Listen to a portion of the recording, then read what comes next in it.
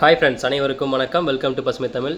இன்றைக்கி நம்ம சேனல் எதை பற்றி பார்க்க போகிறோன்னு பார்த்தீங்கன்னா, குறைஞ்ச தண்ணீரில் அதிக லாபம் தரக்கூடிய மாதுளை சாகுபடி பற்றி தான் பார்க்க போகிறோங்க. இந்த மாதுளை சாகுபடி பண்ணுறது பார்த்திங்கன்னா, மழை எங்கே கம்மியாக பெய்யுதோ அந்த மாதிரி இடத்துல பார்த்திங்கன்னா நல்லா சாகுபடி ஆகுங்க. மெயினாக பார்த்திங்கன்னா வடிகால் வசதி இருக்கிற மாதிரி இடமா பார்த்துக்குங்க. நாற்று பார்த்திங்கன்னா நல்ல தரமான ஒட்டு நாற்றாக பார்த்து செலக்ட் பண்ணிட்டிங்கன்னா 10க்கு 10 அடி இடைவெளி விட்டு நடவு பண்ணிங்கன்னா ஒரு ஏக்கராக்கு பார்த்திங்கன்னா குறைஞ்சபட்சம் 450லேருந்து 550 நாற்று வரைக்கும் தேவைப்படுங்க. நாற்று நடவு பண்ணதுக்கப்புறம் பார்த்தீங்கன்னா வாரத்துக்கு 2 டைம் தண்ணி கட்டணுங்க. ஒரு 5 மாதம் வரைக்கும் அந்த மாதிரி ஃபாலோ பண்ணுங்கள். அதுக்கப்புறம் நீங்கள் வாரத்துக்கு ஒரு டைம் தண்ணி கட்டினா கூட போதுங்க. இதுவே சொட்டு நீராக இருந்தால் ரொம்பவே பெஸ்ட்டுங்க.